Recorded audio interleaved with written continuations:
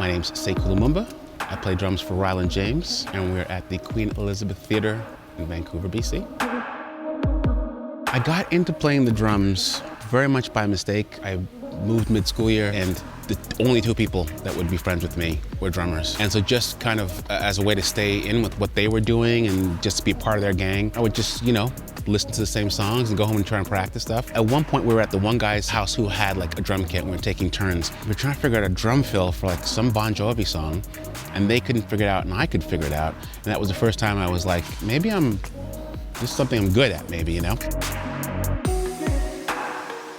My first influences would be this gentleman named Phil Fisher, aka Fish from Fishbone, and Phil Gould from a band called Level 42. And Phil Fisher from Fishbone kind of showed me that, as a kid, I didn't see a lot of black people playing anything that wasn't reggae or R&B or rap, So this was the first time I saw some people playing like hardcore and punk and metal and thinking like, oh, maybe I could do that too. It just made me want to have a voice in different idioms, like whether it's metal or funk or whatever it is. When you play that, I want to feel like that's all I play when I play it. The role of the drum has changed significantly. I mean, it used to be, we all just used to walk around with a 5-piece, 4-piece kit, no electronics. It was somebody else's problem to think about. And then gradually over the years, there's been, expectations on drummers where they want you to recreate the album sounds or augment the live sound. Basically bring the entire show off, a pad. Like this, for example, this is perfect for this tour. Like this tour, we get given 15 minutes to sound check. If I had just come in here with like an acoustic kit, a 5-piece kit, I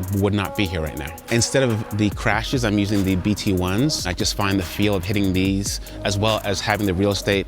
I couldn't necessarily put 2 crashes this close, So having the real estate to be able to put them where I want is major for me. I can still do things like hold this and still get a cymbal choke out of it. I want to be able to use a bell. I want to be able to cup the cymbal and play the shoulder and use it as a crash sometimes. I crash on this more than I expected I ever would. I've just got this extra pad here for hand claps, for side snares. But yeah, that's the kit. There are so many different variations and variables. If we're flying out and you have an artist that just wants to play tracks, you can use just a simple SPD wave pad for that. Figure out what it is you need, whether you just need a beefier kick and a snare drum, do you need a hand clap, you need something to just play acoustic kit and then something plays tracks with you. Bring that extra flavor for the artist where they don't have to think about it or worry about it, or you have it for them if they need it.